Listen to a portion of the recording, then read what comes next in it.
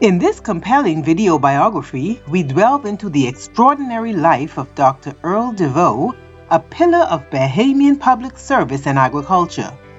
Beginning with his formative years in Staniard Creek, Andros, Dr. Deveaux will take us on a journey through his educational pursuits, from local schools to esteemed institutions like the University of Miami and Penn State University. As we traverse his diverse career, spanning roles in agricultural economics, cooperative project management, and significant political positions, including Minister of the Environment, we gain insight to Dr. Deveaux's commitment to improving the agricultural landscape of the Bahamas and serving his community. Join us as Dr. Deveaux shares his personal and professional milestones, reflecting on a life dedicated to fostering growth and sustainability in his homeland.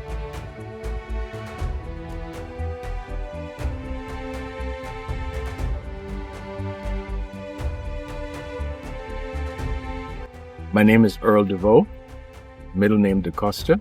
I was born March 31st, 1949, and I have it on my mother's honor that I was not born April 1st. It was March 31st.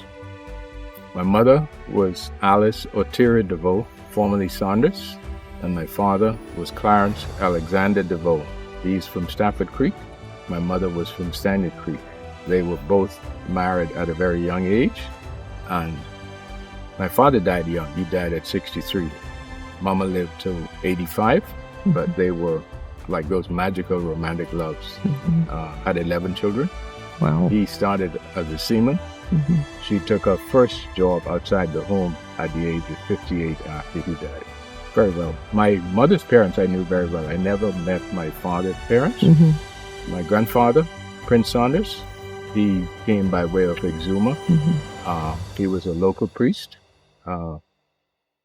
successful businessman and developer, but spent most of my childhood, I remember him as a farmer, a shell collector, a straw vendor, and a catechist of the Methodist Church. I say catechist because we call them local preachers, but he really was the man responsible for the church in Staniard Creek. My grandmother, Maud Saunders, originally out of Acklands, but Staniard Creek, my hometown, was kind of like a melting pot. Staniard Creek was extremely popular to the mariners in the Bahamas in the days of sponging. It had safe harbors, a lot of sloops, and people could congregate in Staniard Creek. I believe, looking back, that they came there because of the beauty of the beaches, the quality of the fresh water, the preponderance of coconut, and the beauty of the girls. We had the prettiest girls in Andros, but they could stop in Staniard Creek, and it was a reasonable distance to the north of Andros to get to the Big Mud, which is the west side, or they could go south through the North Bight. But Staniard Creek had two channels inside the reef that allowed them to anchor their vessels in the creek. And so a lot of people from all over the Bahamas congregated in Staniard Creek. Interesting. So did you know the names of your grandparents on your father's side? No. You never met them? I never met them. Okay, where were you born? I was born in Staniard Creek, Andros, and went to school for the first part of my life in Staniard Creek.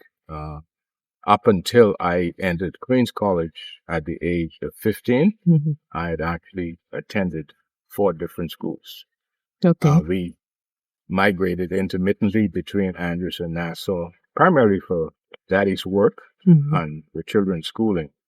When I say the children, I'm really talking about the 4 youngest children, 2 brothers and 2 daughters. Our oldest sisters had all migrated, married, or in the case of Patricia, she became a nursing officer.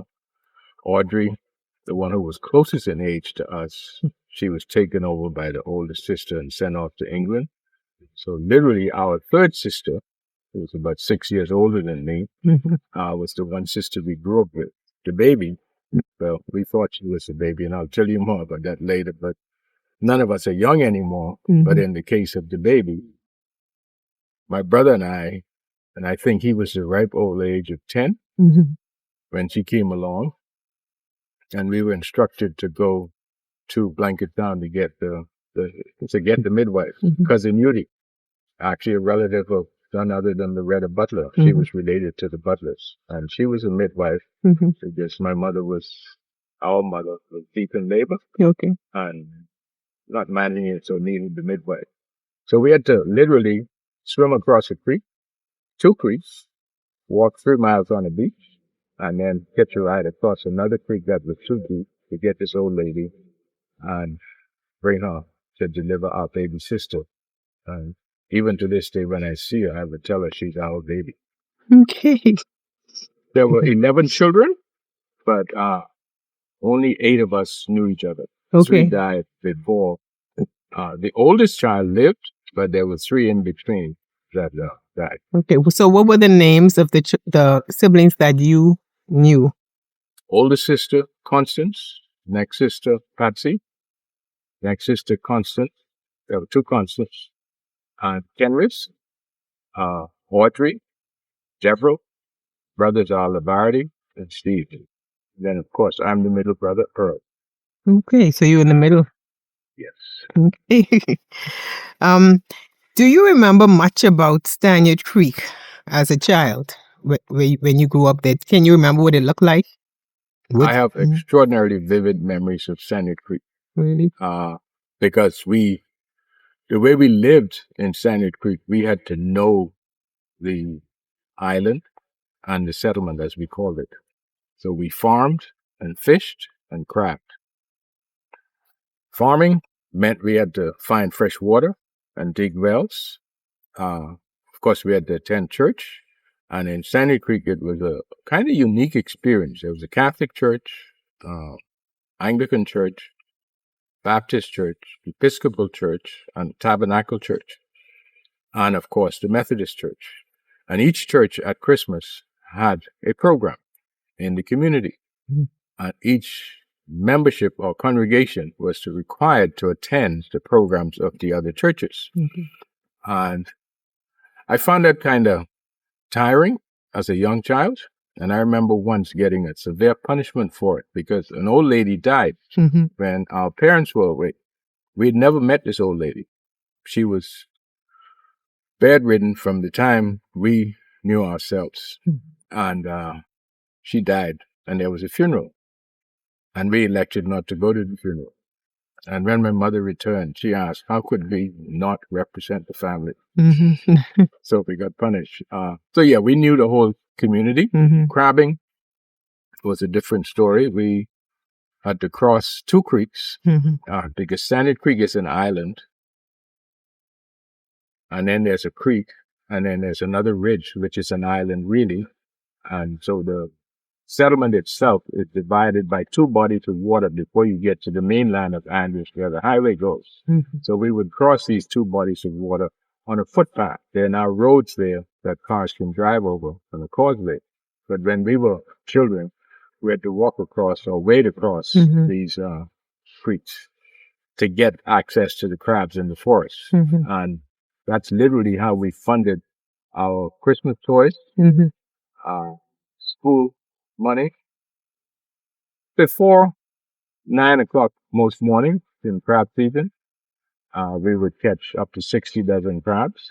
And at the time, we would keep them in pens. And our mother would come to Nassau. She would sell them at Prince George Fort. And she made sufficient money in the summer from our crab catches, basically to clothe us and provide us with the best Christmas toys we could imagine. Our crabs came in 2 seasons.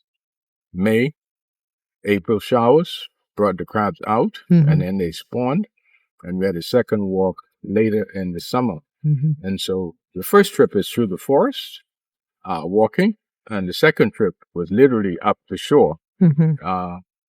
Next to Staniard Creek is a community called Love Hill, but that's about 17 miles away by road.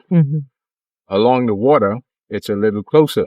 So we would take the dinghies out, one of our father's boats, and use a pole and take it up to a creek and catch the crabs as they came to wash and load the boats up with crabs and fatten them for sale as well. Those experiences, crabbing, fishing, boating, taught us an intimate knowledge of the forest, Mm-hmm. the marine environment, and the bird life. Mm-hmm. We love to fish. Right. And So your house, the house you lived in, do you remember what it looked like, and is it still there? the house is not there now. Mm-hmm. At the time, we kind of thought it was a palatial house until the older sister built our house. Mm-hmm. And then we realized that our entire house could sit in our living room and kitchen. But our house in Staniard Creek was a clapboard house Mm-hmm. built on stopper wood, which Mm-hmm. was a hardwood raised off the ground. And as children, our parents kept chickens and goats and sheep. And we were able to play under the floor of the house because Mhm. it was about 3 feet off. Daddy, being a seaman, built it in the event of tide, but our house was in the middle of the settlement. As I recall, and I say that advisedly, the girls had a room, the boys had a room, there was a living room, a dining room, and then our parents had a separate private room. Mm-hmm. That was the only private room really in the house. But can you imagine sisters in one room, boys in another room, separated by a cloth curtain, and we never interfered with the privacy of our sisters? Our parents' room many times, though, was given over to visiting guests because it was the only house at the time that could accommodate a guest with privacy. And so we would be sent to our grandparents' house so that mom and daddy could have the girls' room and the guests could have their private room. And of course, that meant politicians, visiting ministers, or the educational district superintendent. Any of those people ended up in our house when we were children. Interesting. And I assume this was back in the day before we had majority rule, right? Well before. Yes. Okay. This would have been in the 50s and very early 60s. By the 61, I had left Andros, so we were no longer there. So the 58 election and the 64 election we experienced in Andros. The Staniard Creek All-Age School was the only school in that settlement. Each settlement at the time had its own school, and they were all all-age schools. So our school literally housed class 1 to class 6 and grade 1 to grade 6. So there were like 12 grades on different proportions. The incoming class 1 cohort was literally always the most students, but we sat pretty much in one open space, and you only defined the classrooms literally by the blackboard that the teacher was in front of. So class 1 to class 3 could hear each other's lessons, and grade 1 to grade. The only students who were kind of separated and they were on a platform were the older students. A lot of the classes were held outdoors, and we were educated on wooden benches, desks, and chairs.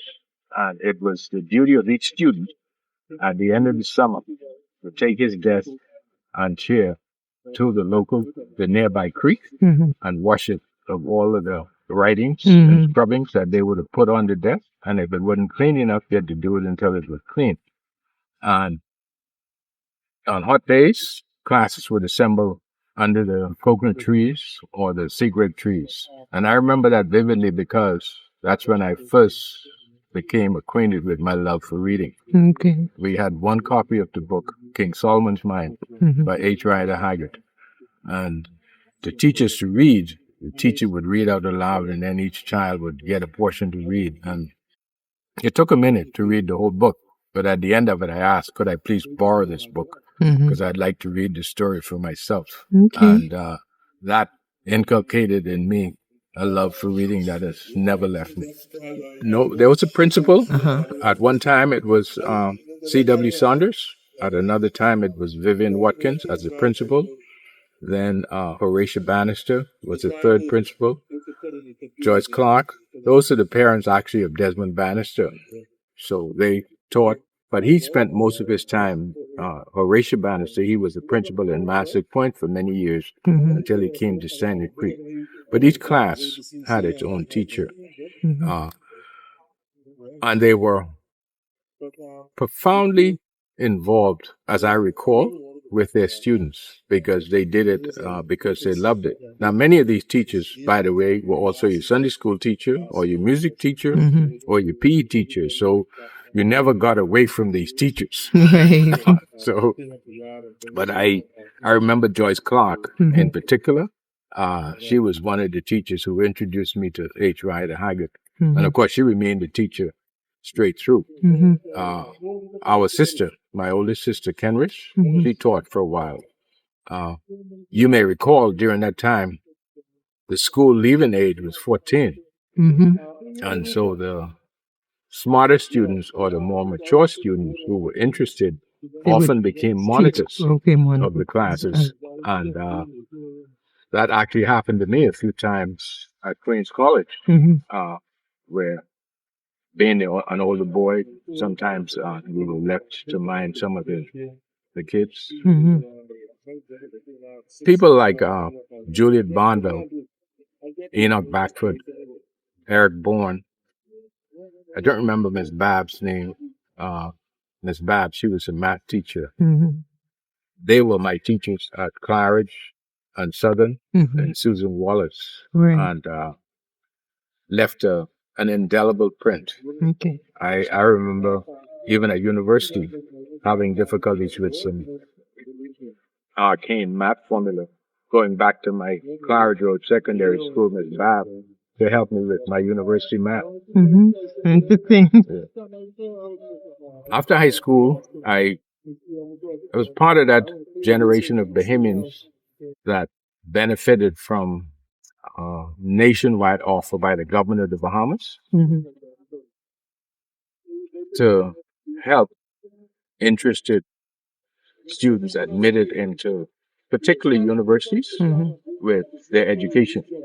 Before you go on, if I remember back then, Queens College was not a very populated school for blacks. I was the first black head boy at Queens College. Okay, so was there something that happened? Why? I mean, how were you able to get in there? It was a private school, right? I'm glad you asked that question. QC was a private school. My parents literally could not afford another child to go to Government High, even though it was only £10 to go there. Lavardi, Steve, Deborah, and Audrey had all attended Government High. Lavardi went in Force Special, so he was able to help himself. You know, Force Special was a form created at Government High where students who had left school went into the world of work, and who also, some young ladies may have had a baby, but they were allowed back into Government High in a class called Force Special to finish their high school education. I did not pass the entrance examination to Government High, but even if I had, I would not have been able to go because my parents couldn't afford it. It was serendipitous that I got into Queens College.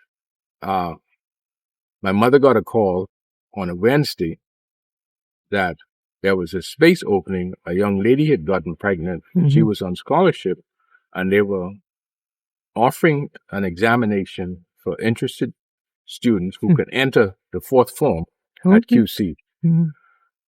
3 of us took the exam, and I was the best of 3 poorly performing students on the exam. I say that because none of us did well, but I did the best. And on Friday, my mother got a call that I had to go to J.R. Sweeting to get 2 white shirts and a green slacks and a green T-shirt with a crest to enter QC the following Monday. So I entered QC in the fourth form in February of 1965 to enter the O-level class straight out of Claridge Road. At that time, QC had been integrated for 2 years. While I was at QC, Neville Stewart was the principal, and he was one of those very outgoing reformist kind of Methodist preachers. And he was very close friends with the then Minister of Education, Cecil Wallace Whitfield, and a Baptist priest called Mr. Brown, Reverend Brown. They were very outspoken in education. Okay. There's a couple from England, Lanes. I don't remember their first name, but he was the principal of the primary school, and she was the domestic science teacher. They agreed to run the hostel, where there's now a place called Galaxy Bookstore in Queens College. That became the Out Island Students Hostel. Okay. And so students from Grand Bahama, Abaco, Eleuthera, Andros, and elsewhere in the Bahamas were able to enter primarily through the Methodist Church. I mean, they qualified to come in, but it was that incoming group of students that truly integrated QC. Okay. And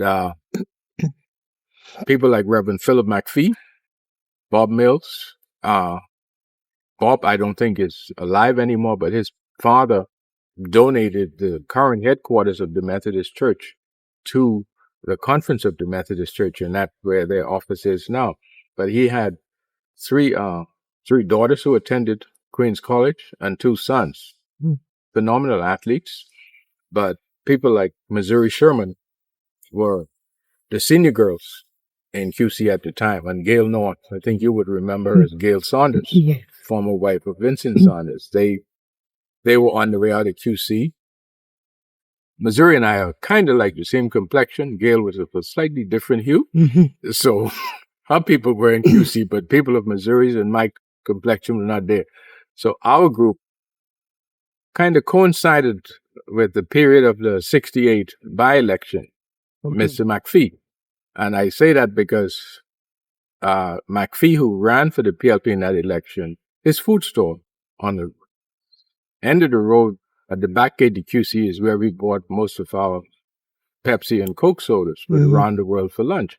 And his daughter, Edith McPhee, was a fellow student of Larry and Pericles Malis, 2 of my longest standing friends. They were one form below me, but Edith was in that form. And during that 68 period, when her father won the election, Edith became a bit of a famous kid because her father's now the MP and she's one of the girls in school. Right. And I think life had changed dramatically because now we have the first time, a lot of us got involved in that election too, because Pericles' father ran in the St. George's constituency, which was Harbor Island and Spanish Wells, and we left to go campaign for him.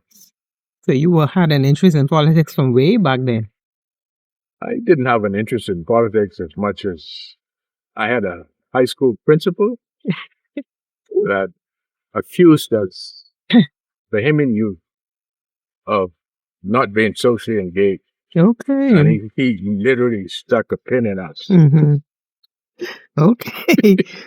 So once you completed Queens College, you said you went off to the university and it was through a scholarship program? Yeah, the government of the Bahamas offered any student who got admission into a university, an accredited university, they would pay up to a certain amount toward their tuition and fees.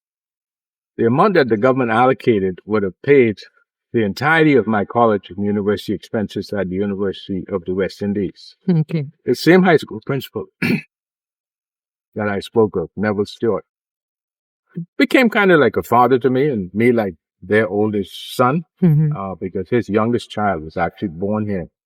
And one of my pivotal experiences at university occurred with him. But at the time, the subvention from the government was about, in round numbers, $3,000 a year. I got admitted to University of Miami, and Reverend Stewart pointedly said to me, said, Earl, the Bahamas is a young nation, and it's a growing nation. If you're among the first cohort of its citizens going off to university, if all of you all go to the same school and come back to a small country, you're going to have a kind of intellectual inbreeding that is not good for a small country. Some should go to Canada, some should go to the US, some should go to France, wherever, but don't all go to the same place. He didn't say those words, but that was the message I received. And he reinforced the message. We had to do the I-20 form at the time and to make up the difference between the scholarship and the cost of living in the US. My father couldn't afford more than $500 a year. I got my father to write a letter committing to this amount. Right.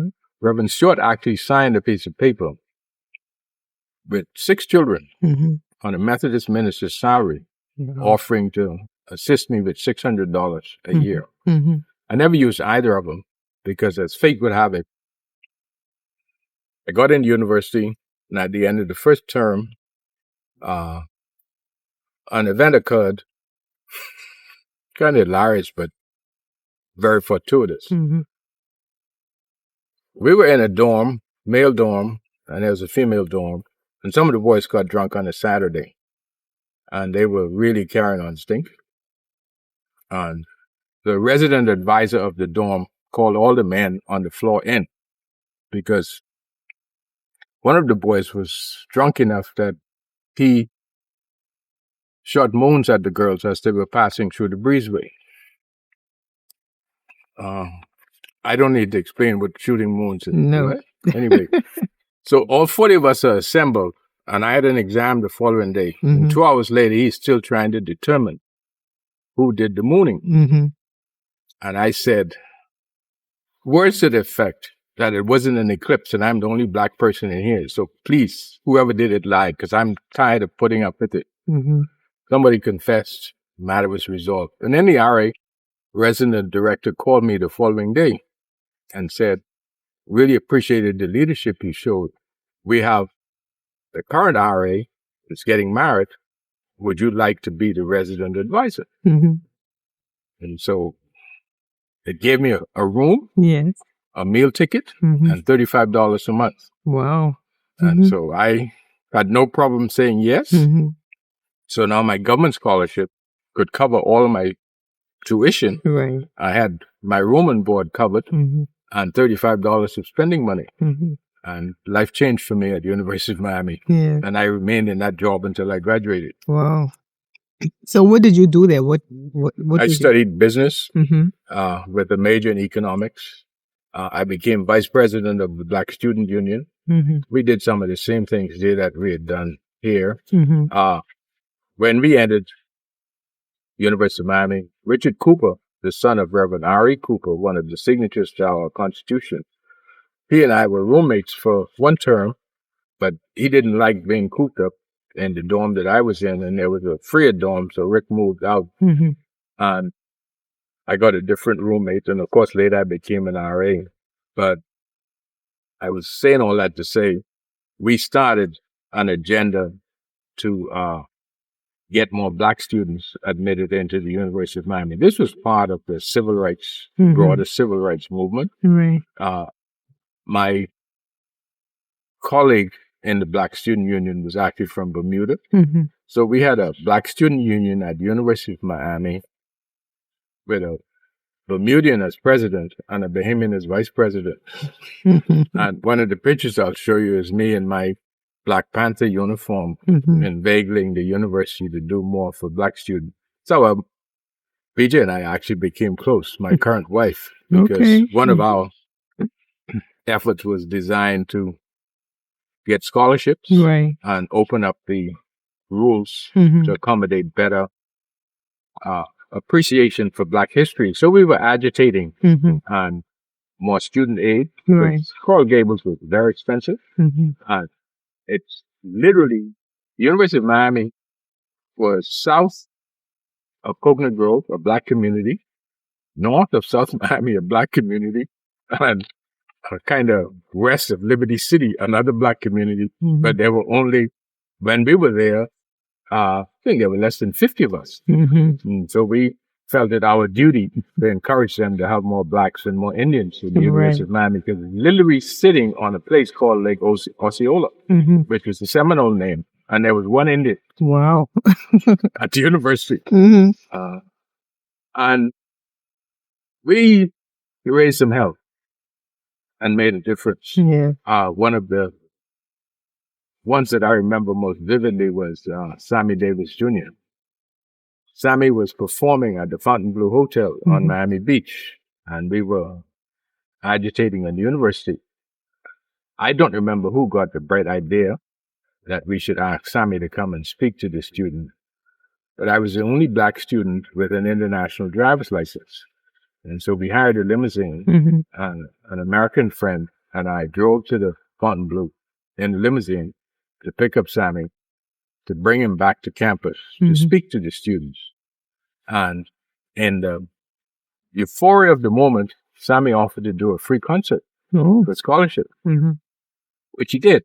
And he said it would be free, but not for the band and the attendance. Right. The university's machinery took over the program, and they actually hosted the performance at the Miami Aquarium, which was an amphitheater where the performer is on the water, but all the audiences are on land. Okay. And so you can really house many people, and every seat is a front row seat because you're looking. And as we recall, Sammy raised quite a bit of money, but he netted $60,000 after the expenses. And we started a Black Student Scholarship Fund. And we didn't think it was very successful at the time, but looking back, it actually was monumental. Yes. Because the following year, we quadrupled the Black student population in the University of Miami. By which time, I think I had learned sense. So we started to study a little more and agitate a little less. Interesting. Yeah. So once you completed your studies at the University of Miami, what did you do next? As a student on a scholarship, we were bonded. Okay. To come back home. That was the deal. Government gave you a scholarship, and for the number of years you went away, you were obliged to come back and work for the government for that number of years. During my time at the University of Miami, I had worked in the Dade County Planning Department. I had worked in, there was a guy called Lyndon Baines Johnson, President of the United States. Okay. Had the Great Society program. So he had this Great Society program, which was investing money in the Black communities. Okay. So the Urban League, the Greater Urban League of Miami, recruited some of us to work in Liberty City. And it was princely sums that we earned, plus credits. As a junior, I was qualified to take senior level credits. They offered up to 12 credits per term, a stipend of several $1,000s a year on top of the credits, and then we could work and make money. So that facilitated my early graduation, gained some experience. And so when I came home, my resume showed work in the Dade County Planning Department. And I never got further than Mr. Walking at the Department of Physical Planning. Oh, I see you worked in the planning department, so we'll assign you to the Department of Physical Planning, Ivor and Davidson. So that was my first government job. Okay. It didn't last. It was mind-numbingly boring. But there was some extraordinarily good reading. They had a number of monumental studies that had been done. But while I was there, I met this planner from Yugoslavia who introduced me to another planner from the United Nations. And another fortuitous event occurred. He was impressed with my sense of regionalism and planning, and volunteered me to go to Japan, to the United Nations Center for Regional Development Planning. Okay. And so I got to do a 6-month diploma in regional planning on a UN fellowship. Wow. And that, I came back, filled that career profile out, and then left the Department of Physical Planning and went to work for World Banking Corporation. And I was there suffering the confines of working in an office. And Claude Smith, the director of agriculture, literally ran into me in a bank and said that he understood that I had an interest in agriculture. They'd gotten the grant from the U.S. government for the Bartlett project in Andros. Was I interested? And so I became one of two Bahamians to join the staff to be assigned to Andros, by which time BJ and I are newly married. We have our first baby. And a year after we were married, and returned to Andros to work on the Bartlett project. That would be 1973. The Bartlett is the name for the Bahamas Agricultural Research, Training, and Development Project. There are two noteworthy godfathers to the Bartlett project, and I'm not sure which one is the true godfather, but let me give them credit. Mr. Loftus-Roker claimed that he was responsible for getting the grant from the U.S. government to do this agricultural project in his constituency. Nigel Bowe, an attorney who was close friends with Senator Flood from Pennsylvania, also claimed ownership of getting the funding for the project. But it was a time of red meat shortage in the world, and the U.S. government, through the United States Department of International Aid, USAID, decided to give the Bahamas a grant of $10 million to establish a research, training, and development project in Andros. Our two kickers, Senator Flood from Pennsylvania and Congressman Pogue. I may have those reversed, but it was a congressman and a senator, one from Texas and one from Pennsylvania. They facilitated this with that very powerful chairman of the Ways and Means Committee in the United States Congress. And they got the grant through the offices of Mr. Roker and Mr. Bowe. Having gotten the grant, we now have to implement the project. But Penn State, the home state of the congressman, had to provide the technical training and the university training and the support in the Bahamas for all the research and all the logistics, meaning the purchasing of the equipment, the fertilizer, the seeds, and everything that is coming, because the U.S. needs its own money spent in the United States. That had to come from Texas. And that's facilitated the implementation of the project. So we bought Caterpillar tractors, John Deere tractors, and their farm implements, steel buildings that were erected. And my job at the time was co-manager. The project did not go as they originally conceived because the grant was given without a firm plan. I think that occasioned a significant change in my personal career, certainly a directory, because going back to high school and raising hell, we're clearing the land and implementing the project, and we didn't have a plan. So I pitched a fit. And then we were burning the trees that we were clearing and then importing Florida fence posts. So I pitched another fit. So what happens to a recalcitrant child? The project manager said, well, Earl, if you're so concerned about the pine trees, why don't you take one to Carolina and have it tested? So I literally was dispatched to Carolina with a 6-foot length of Andros pine to test for treatment to see whether or not it would survive 20 years as a fence post. My theory was proven right. Wow. And so we built the fences. And then second to that, well, you want a plan? Because he'd written a plan and I was so offended, I wrote a minority report. I literally did. Nearly cost me my job.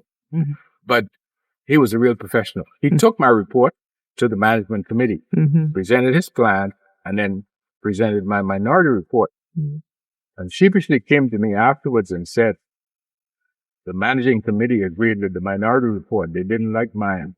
Okay. So my job now is they hired a consultant, but I'm assigned to the consultant to write the life of project plan a year into the project.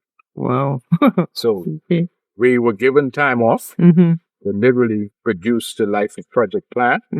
And that became the Bible through which the project was implemented. So it reorganized the settlement of the land, the management of the research, and the execution of all of the funding. And that's how I learned a lot that I know about agriculture and how I became acquainted with that development process.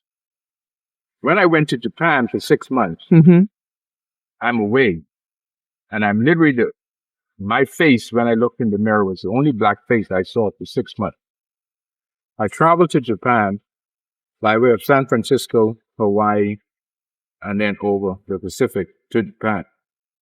And on the way back, kind of took the same route. But coming home, we came through the Southern Caribbean. The plane was flying over. So I'd been away from the Bahamas for 6 months. I knew I had arrived home when I saw the color of the water change. When we passed over Barbados and Trinidad and the ocean is brown and the hues, when we reached TCI and I could see the blues and the greens, I said, I'm home. I'm 30,000 feet in the air, and I knew when I got home. The other time was at Penn State. We're 79, the coldest winter in 100 years. And we had attended some meetings in Washington. And then 6 months later, we had to attend the meetings in the Bahamas, but it's in winter.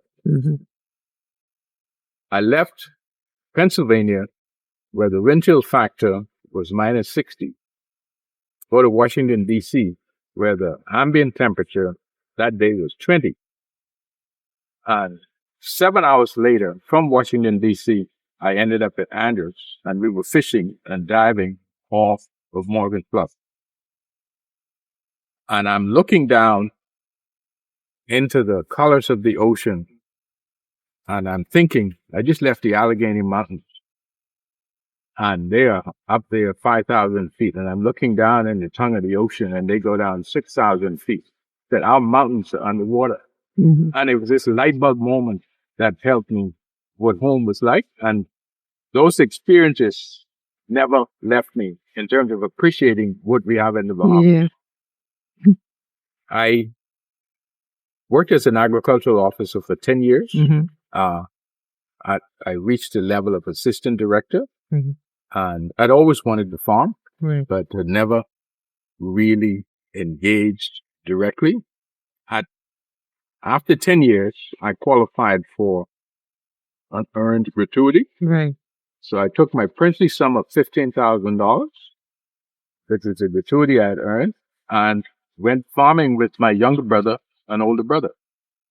And my younger brother and I actually had a 50-50 partnership. We farmed on a piece of land on Golden Isles Road for a couple of years. We were well supported by Royal Bank and a particular bank manager, two of them actually, Mr. Fox and Mr. Thompson. They financed our farming through an overdraft, and we didn't make any money, but we learned a lot. And then we established a farm store to help extend our earnings by importing. We think it was the first farm store on the island. So the three brothers established this farm store, continued to farm. The older brother, he grew primarily livestock, hogs and sheep. The younger brother and I, we grew vegetables, a whole range of vegetables, which we sold to Island Seafood, City Market, and Super Value, primarily Super Value. But to extend our income, we opened a farm store so we can get better prices for our product, because it was iffy. We could sell every cabbage and every sweet pepper we could produce, but almost impossible to sell a tomato, even though we grew the best tomato, because there were so many other farmers with more entree growing tomatoes. And no matter what we offered the tomatoes for, we couldn't sometimes get in. I remember doing something very mischievous one time. We were trying to sell tomatoes the whole season and couldn't. And at Christmas came, I got an order for 200 boxes of tomatoes. And I said to my brother, I said, we have the biggest order we've gotten the whole season, but I was mischievous in getting it. He said, what'd you do? I said, well, the guy called and asked if we had any tomatoes. And I said, give me a purchase order. Mm-hmm. And I got the purchase order. Said, now I haven't gotten it. We can sell the 20 boxes we have because we don't have to. So, it was the best price we'd ever gotten. And so we delivered the 20 boxes to one store. Mm-hmm. And he said, what happened to the other tomatoes? I said, that's all we had. You waited too long. But that was a tough period. Mm-hmm. My younger brother, he reached his limit one time when the farm in Abaco and the farm in Grand Bahama offered tomatoes for $2 a box, just dumping them. And I had coincidentally gone to see Minister Irvin Knowles about helping us to secure our lease on the land that we were squatting on. Mm-hmm. And he volunteered to help. But during the course of the conversation, he told me about some trials and tribulations he was having getting information. Mm-hmm. And I had written a number of papers. And so without telling him, I just copied the papers and delivered them to his secretary the following day. And I said, I think these could help Minister Knowles in conceptualizing what he wants to do. Right. A week later, I got a call that I want to be his consultant No. because what I'd given him was better than what he was getting. Mm-hmm. And I talked with my brother and I said, I've been offered this consultancy. It'll pay me a salary. You can then have whatever's left on the farm and then we just wind up. Mm-hmm. He didn't object. And that's how I became a consultant in the Ministry of Agriculture to Minister Knowles. Mm-hmm. And then you might recall that Irvin Knowles was an independent and PLP was facing great difficulties at the time with Hubert Ingram and Terry Christie. So Irvin Knowles was appointed as Minister of Agriculture and Fisheries during the period when Christie and Ingram were fired. Mm-hmm. And he's now appointing me as his consultant. Mr. Knowles left his ministry under a very dark cloud. Christie was appointed Minister of Agriculture when he came back into the PLP, which time I had resigned. Well, written my letter of resignation. But the permanent secretary did not give the minister my letter. He went to the minister, Christie, and said that I was his best technical officer, and he thinks I should be a consultant to the ministry rather than the BAIC, if the minister would agree. The minister agreed. I became Christie's consultant. 2 years later, Tennyson Wells is now the Minister of Agriculture and Fisheries. And the same course of events occurred. The same permanent secretary went to Minister Wells and said, you have a previous consultant here. We would like to retain him. His government agreed to keep me. And within a year, he asked me to be director of agriculture. Mm-hmm. And so I became director, having been consultant. But I told him I would really only do it on the contract because I wanted to go back to farming. Okay. And Tennyson suggested I could do both. I said, you might be able to do that, but I can't. And so at the end of my contract, I went full-time into farming at Morgan's Farm. Mm-hmm. And that didn't last very long either. At Morgan's Farm, we had really, really great misfortune. They had taken over the lease from Andros, which had assumed the land that used to be Bartad. And Tennyson had canceled the lease of Andros because they did not perform and entered into an agreement with Morgan's Farm, a group out of South Florida. I went to work for Morgan's Farm after my time as director, but two of the investors had to, well, one died, and the other one had open heart surgery, and the third one just didn't have the willingness to write a $5 million check on his own, so they decided to fold. Right. And I asked them if they would sell the remaining term of the lease to me. I had $10,000.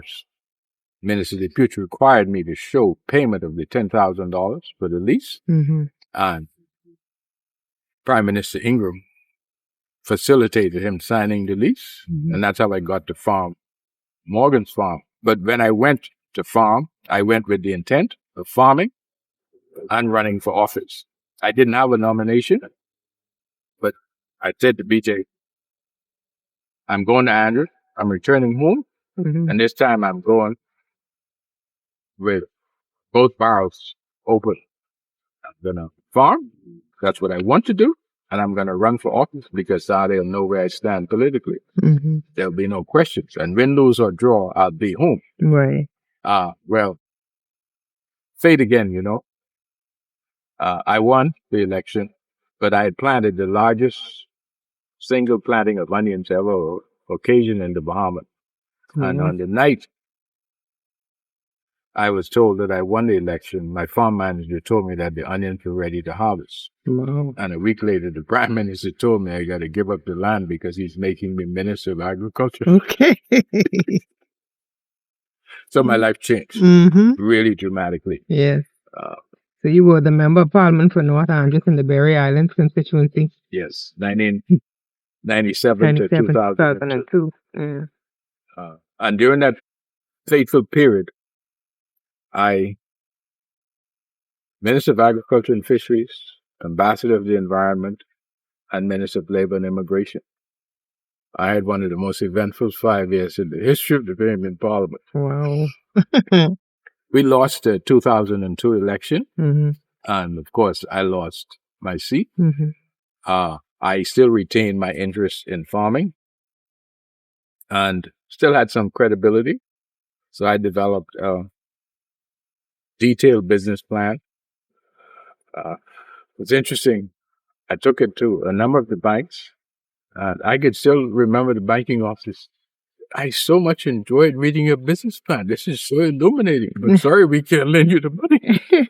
And they couldn't lend the money. I went to Craig Simonet to negotiate freight because the Bahama Ferries was operating between Andros and New Providence at the time. And I knew that I would need reliable freight, and I wanted the best prices, either on the pallet load or the container load. And in the course of the discussion, Craig invited me to have a conversation with his son, Cameron. So because Cameron had an interest, and if Cameron was interested and I was interested, he would support it.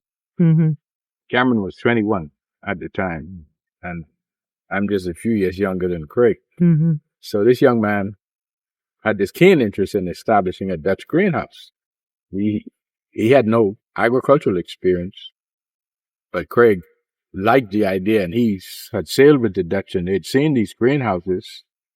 And so we went to Holland and looked at the greenhouse systems, and I was very impressed, both with Cameron, with Craig's willingness, and so I put my widow's mite in with them. What does that mean? The Dutch greenhouse that we bought and built was $5 million. I wanted a minimum of 10% of the entity, and Craig insisted that anybody coming in had to have skin in the game. So I got the permission of BJ. We remortgaged our house so I could get $50,000 in cash to put in the entity, and I invested it in Lucayan Tropical, and that's what I did for 3 years. I supervised the construction, was the managing director, facilitated the import, and supervised all the Dutchmen. And then we got into production. We had a number of mishaps. We recruited some Bahamians to run the greenhouse, and that required somebody proficient in computer systems.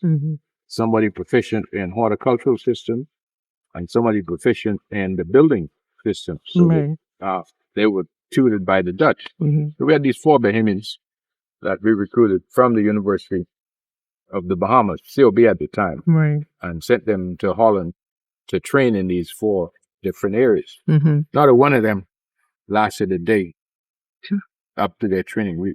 Full salaries. I'm saying them their salaries every month. Each of them cost us $50,000 for the time that we had them over there. Never stayed. And so we achieved the technical aspect of the greenhouse. We produced good tomatoes, lettuce, and peppers. And we were selling, but not covering costs. And one day I went to Craig and I said, Craig, I may as well be back in politics if I'm going to have this much stress selling a box of tomatoes. This level of stress that I'm feeling, last time I felt it, I was dealing with some national emergency or a personal thing in my family, but not for a box of tomatoes to sell to a store you own. And he understood. So I'd been now invited by Tommy Turnquist, who's the leader of the FNM, to pursue a seat in Marathon. And he invited me to lunch and gave me that invitation. And without getting into details, Hubert Ingram succeeded Tommy as leader again. And I got the same invitation from him. Well, Earl, I understood you were looking at Marathon. I said, Prime Minister, I was really looking at North Andros. Earl, don't talk foolishness. We have somebody for North Andros. So I got the nod for Marathon, and we worked the constituency and won again. That's how I got back into politics. There's an interesting side story to all of that. When I first elected to run for Parliament in 1996, I had ran away from it all my life. I never wanted to be in politics. And the day I decided that I would do it, you could have knocked my wife over with a feather. I said, BJ, I'm going to seek the nomination. I'd spoken to a friend in Andros, Gary McDonald. Said, I'm going to Frank and tell him I'm interested. And I prayed for 10 years.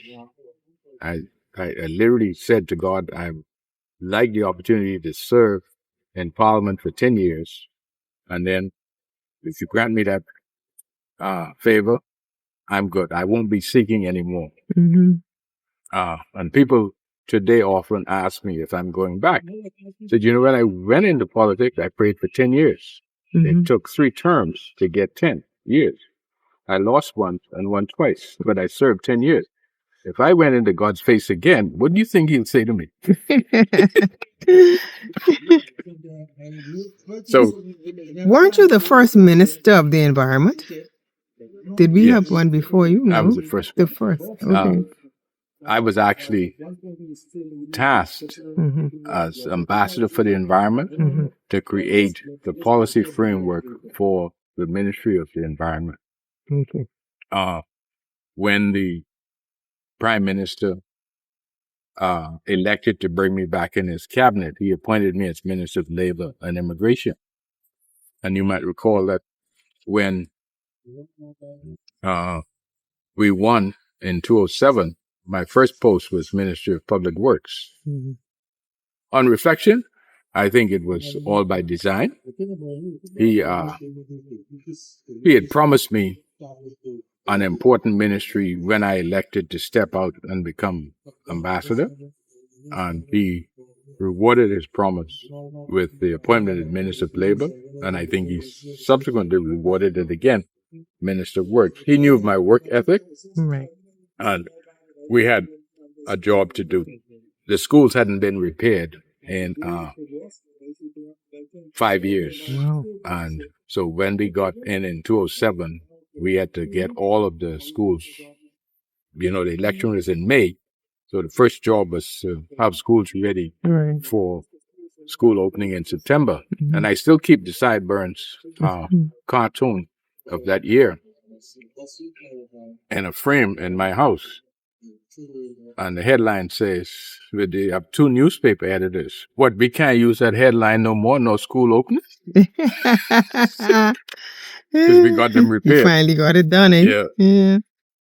Okay. And then after that, I became Minister of Environment, served Minister of Work for 14 months, Minister of Environment for the subsequent 3 years. And sometimes I'm asked, what do I think were my greatest services to my country and my public life? And the things that I point to, like at agriculture, the group of protection that is now in its 25th year, the marine protected areas, and the species protection, those that we are benefiting from long after I would have left. And this the increased sensitivity to wetlands. Those were things I felt I popularized in agriculture. Didn't feel that we did much good in terms of food production. We didn't achieve our objective, even though I think we had a good plan. But working with the extension system and the farmers and the obduracy of the systems, we weren't as successful. But I think those three are enduring. And then at the Ministry of the Environment, the Caribbean Challenge, which is an ongoing program of protecting special areas for posterity, and the heightened awareness of environmental impact assessment. I think the bureaucracy is aired too far in the direction of it's obstinate, Right. cumbersome, and as an illustration, clients are required to do environmental impact assessments in pursuance of projects, and they're required to provide reports.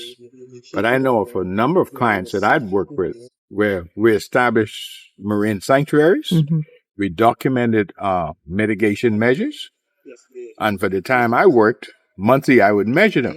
Like some of them a beach profile, I would show this is what has happened to the beach in the time that this development was permitted. It's actually growing. And here's a profile. And we had to provide this report. I don't think anybody read those reports. They haven't gone back to measure the fish biomass and to number the mangroves. And so you ask yourself, what is the public getting as a result of these mitigation measures? Because that's where we learn the lessons of how much the environment is preserved. And just yesterday, we drove out to Adelaide, and I'm looking at the new development just before Albany and the removal of trees, the excavation of the land, and the implementation of the infrastructure. And I asked myself, now, if they just pass a law that says it's $500 for this kind of tree and $300 for this kind of tree, and if you remove that kind of tree, then you have to replace 5 in this area, what has happened here? Why isn't the public aware that to permit this development, Adelaide is going to be improved, or Gambia is going to be improved, or you could see the benefit of where the mitigation is taking place? I don't see it. And to me, that encourages and induces a sense of negativity in the minds of the public that the government isn't working for them. Right. What have you done since then? I mean, you're no longer in active politics, right? What did you decide you would do after that? Contrary to a lot of people, most politicians spend more in office than they earn after they leave office. As a professional person, my biggest payroll happened on the month when I left the Department of Agriculture. I had my salary for that month. I got my gratuity that month. And at the end of that month, I also got my first salary. That's the most money I've ever made in my life. and that would have been February of 1996. Mm-hmm. On May of 2012, I started earning a pension of $1,095 a month, Mm-hmm. which I had been contributing to from the first day I entered Parliament. So Mm-hmm. my parliamentary pension is a princely sum of $1,095. Mm-hmm. I always tease people that I am one of the original stewards of the National Insurance Board. Mm-hmm. When Sir Clifford had the bright idea to establish the National Insurance and Sir Lyndon approved it, I started on the floor. Incoming cohort. My mother, who was still alive, never had to contribute to NIB because she was past 60 when it started, Right. but she benefited on day one. Mm-hmm. I said, so I'm giving money for my mother. Right. Now I'm at the point where I'm to earn it for myself. Mm-hmm. That's another $1,000. Where can you live and maintain any reasonable standard of living on that kind of income? Certainly So not here. I had to go to work. Mm-hmm.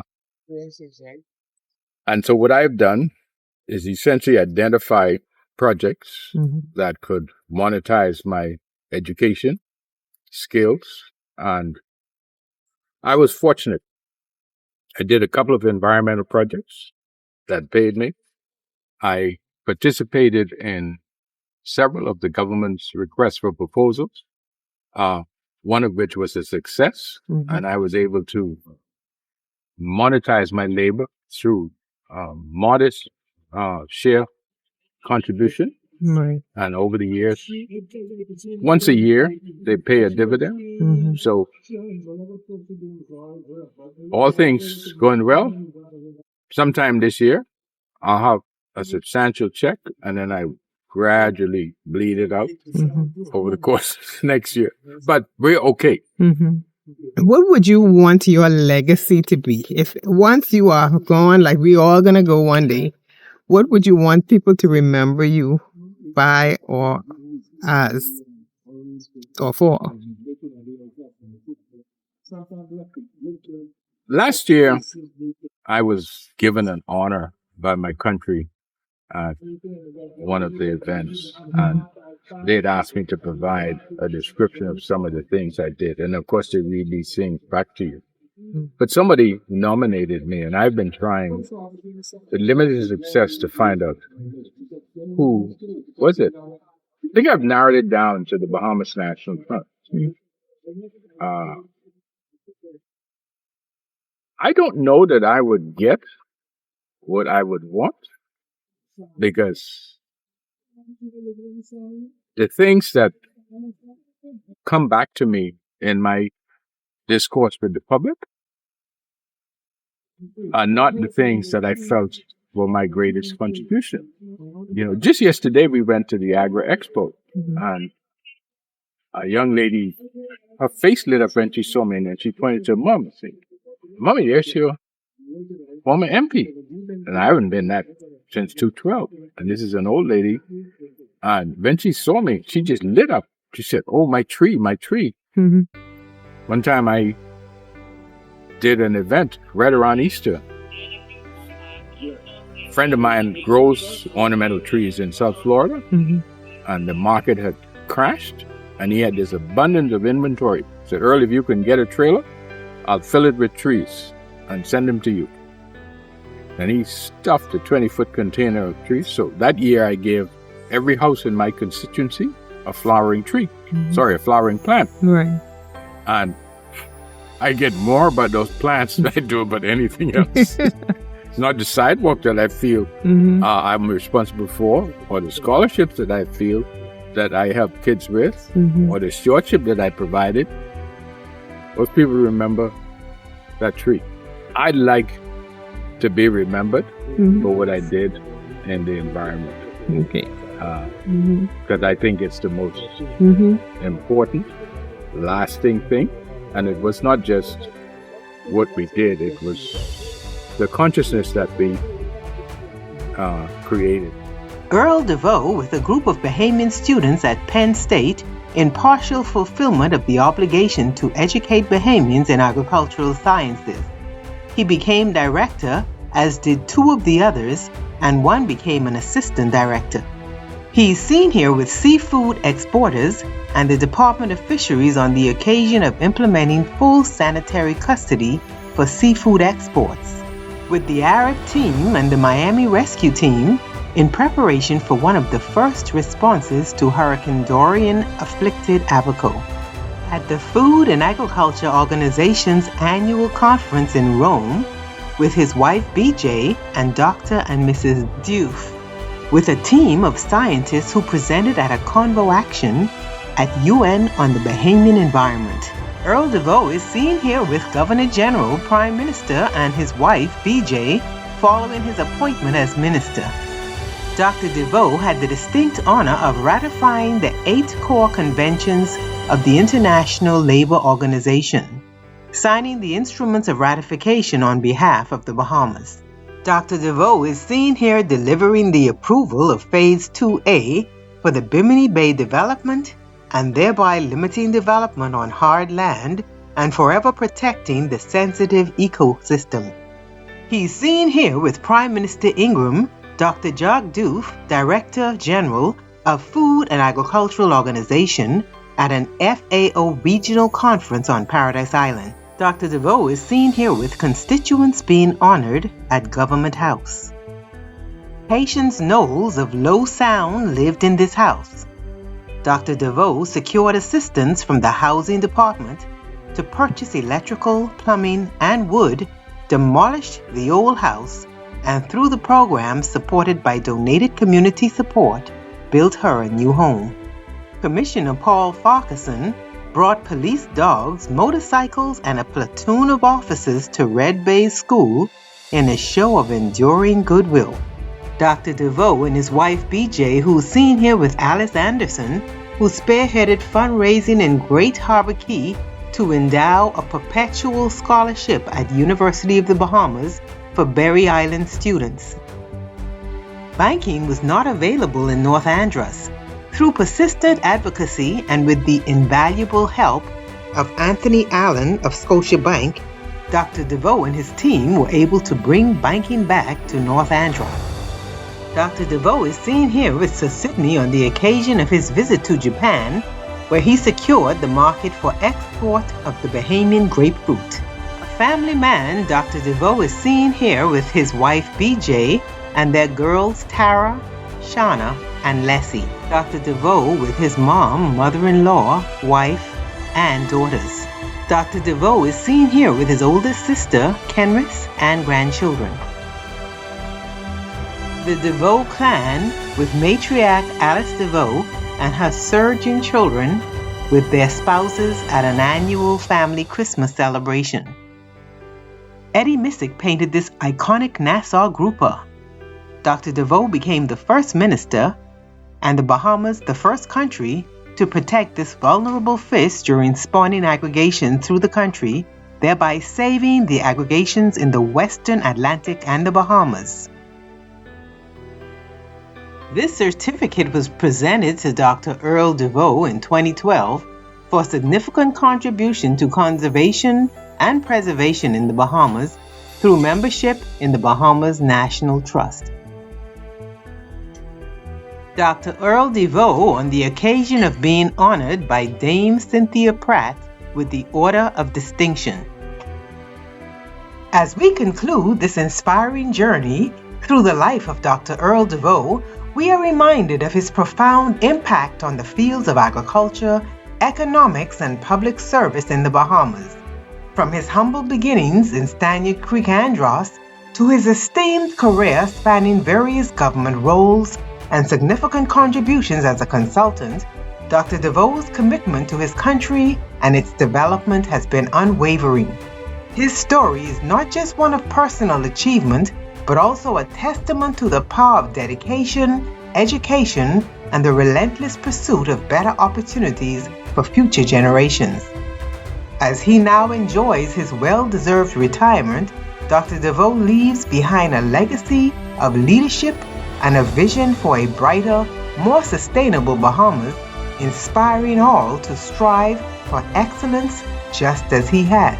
Bahamian Heritage Series salutes Dr. Earl Deveaux. The legacy continues.